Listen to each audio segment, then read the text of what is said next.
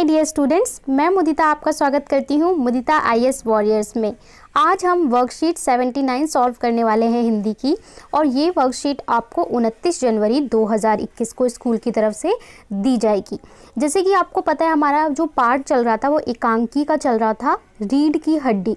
तो उसी में आज हम आगे और भी पढ़ेंगे, जो हमने छोड़ा था जहाँ पे वहीं से आगे पढ़ेंगे, और उसके बाद प्रश्नों के उत्तर हल करने का प्रयास करेंगे।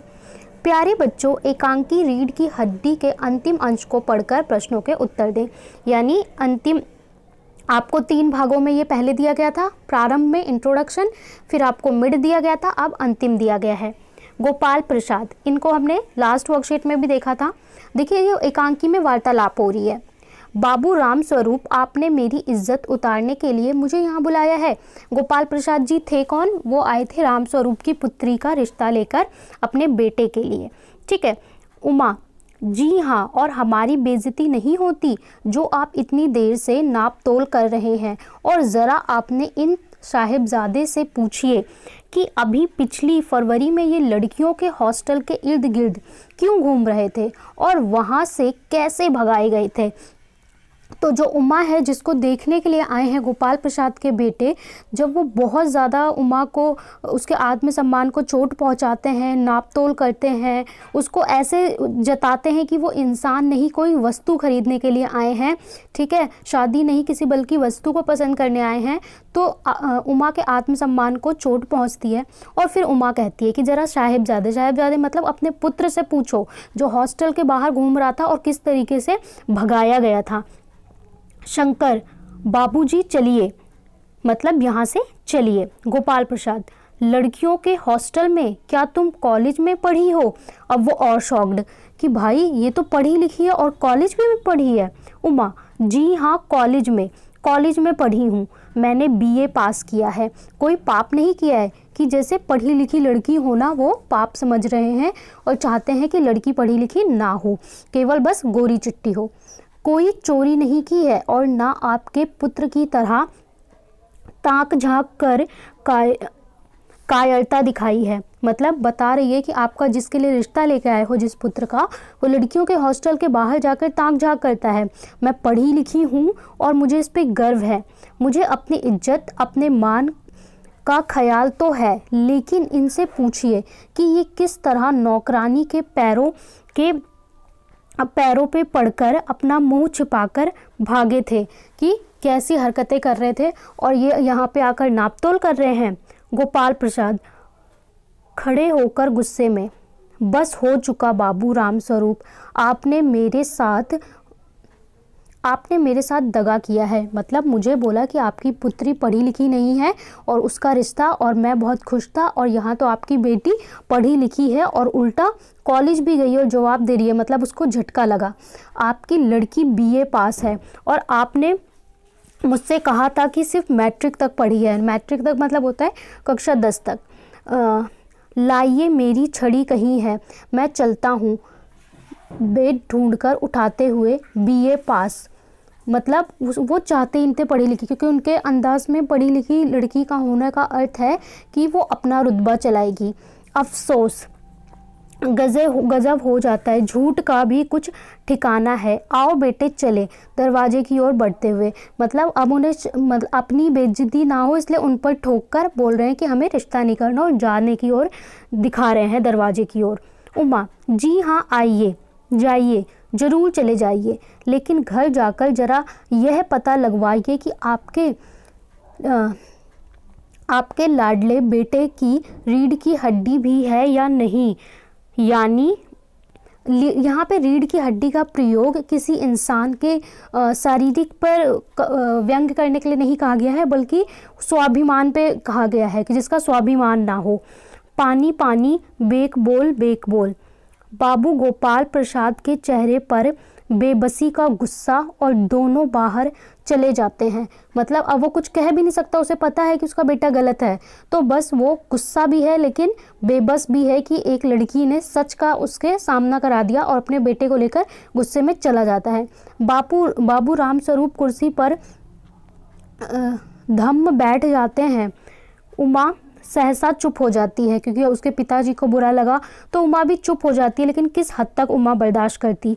प्रेमा का घबराहट की हालत में आना, उमा उमा रो रही है, और यहाँ पे ये ख़त्म हो जाता है पाठ। अब आपको प्रश्न दिए हैं, उमा कॉलेज में पढ़ी है, यह सुनकर गोपाल प्रसाद उठकर चल क्यों दिए?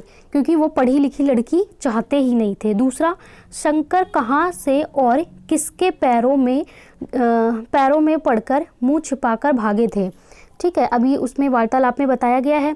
आपको क्या लगता है उमा के पिता ने गोपाल प्रसाद, ये जो प्रश्नों के उत्तर हैं ये अभी हम हल करेंगे। ठीक है, सभी 5 प्रश्नों के उत्तर। तो चलिए सॉल्यूशन की ओर चलते हैं। कोविड के संदर्भ में संदेश है कि आपको हैंड वॉश करते रहना चाहिए।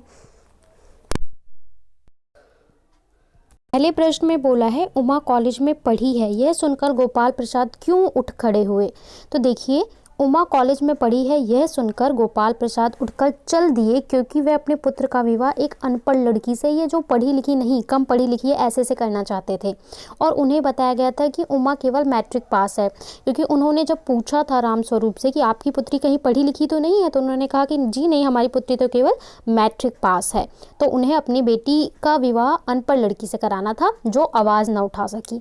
ठीक है, शंकर कहाँ से और किसके पैरों में पढ़कर मुंह छिपाकर भागे थे? तो शंकर लड़कियों के हॉस्टल से, उमा बताती है ना, लड़कियों के हॉस्टल से नौकरानी के पैरों में पढ़कर मुंह छिपाकर भागे थे। तो ये आपके 2 उत्तर हैं। आप चाहें तो स्क्रीनशॉट ले सकते हैं, या आपको डिस्क्रिप्शन में लिंक मिल जाएगा टेलीग्राम का, वहाँ से आप टेलीग्राम चैनल ज्वाइन कर लीजिए और सारे सॉल्यूशन आपको रिटन फॉर्मेट में वहाँ पे मिल जाएंगे। आगे आपको नेक्स्ट प्रश्न देख लेते हैं 3। आपको क्या लगता है उमा के पिता ने गोपाल प्रसाद को उमा की पढ़ाई के बारे में झूठ क्यों बोला होगा? तो उमा के पिता ने गोपाल प्रसाद से उमा की पढ़ाई के बारे में झूठ इसलिए बोला होगा क्योंकि वह चाहते थे उनकी पुत्री का विवाह सरलता से बिना किसी विघ्न के हो जाए, जैसे कि सब माता पिता चाहते हैं, तथा उन्हें भय था कि पढ़े लिखे होने की बात सुनकर विवाह में कठिनाई आ सकती है। क्योंकि मानसिकता कैसी थी, समाज की मानसिकता थी कि पढ़ी लिखी लड़की होने का अर्थ है कि वो अपना ऑफिसर की तरह बिहेव करेगी, अपना रुतबा जमाएगी, घर गृहस्थी नहीं चला सकती, ये मानसिकता होती है। आगे आपको बोला है आपके लाडले बेटे की रीढ़ की हड्डी है भी या नहीं? उमा के इस कथन से शंकर की किन कमियों का संकेत मिलता है? ये उसने जो व्यंग किया है उससे क्या पता चलता है? रीढ़ की हड्डी भी है या नहीं? उमा के इस कथन से शंकर की जिन कमियों का संकेत मिलता है वे इस प्रकार है। देखिए यहाँ पे कवियों हो गया, यहाँ पे ये कमियों होगा। ठीक है, तो यू हैव टू करेक्ट।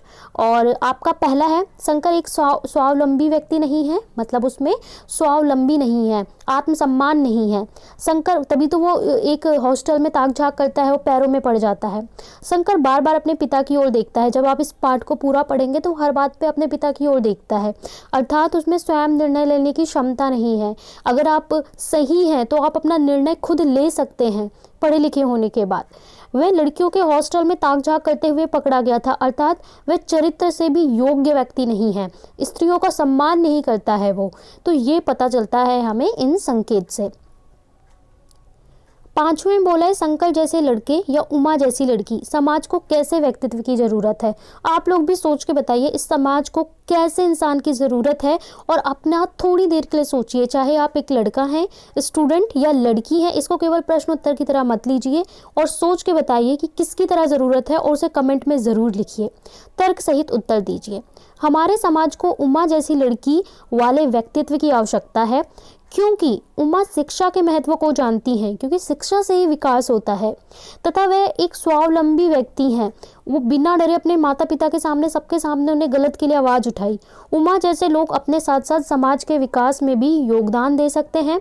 साथ ही अन्याय के प्रति बिना डर के आवाज़ उठाना, यह बात उमा को और अधिक प्रभावशाली व्यक्तित्व प्रदान करता है। वो जानती थी कि उनका रिश्ता टूट जाएगा, लेकिन एक गलत रिश्ते में पड़कर पूरे समाज को आगे गलत का सहयोग करने के लिए वो ना स्वीकार करते हुए उन्होंने आवाज़ उठाई, गलत चीज़ को बोला, और भले ही वो रिश्ता टूट गया, चला गया, लेकिन उन्होंने आवाज़ उठाई। हो सकता है उसके बाद में उनके माता पिता भी उनसे डांटते, लेकिन फिर भी वो डरी नहीं और आवाज़ उठाई। तो ऐसा व्यक्तित्व होना, सच के सामने आपको डरना नहीं है। ऐसे समाज की ज़रूरत है, ऐसे लोगों की ज़रूरत है, ऐसे बच्चों की ज़रूरत है। यहाँ पे आपकी वर्कशीट 79 कंप्लीट होती है। क्या आप बता सकते हैं कि आपको किसका करेक्टर इसमें सबसे अच्छा लगा है? राम स्वरूप, गोपाल प्रसाद, शंकर, उमा। तो आपको बताना है किसका स्वरूप, आपको किसका व्यक्तित्व, किसकी पर्सनालिटी इस पूरे एकांकी में अच्छी लगी है? रमा, उमा, ठीक है, राम स्वरूप, जिसका भी पर्सनालिटी आपको सबसे अच्छी लगी है वो कमेंट सेक्शन में बताइए। साथ ही वीडियो को लाइक करके अपने सारे फ्रेंड्स के साथ शेयर ज़रूर कर दें। मिलते हैं नेक्स्ट वर्कशीट में।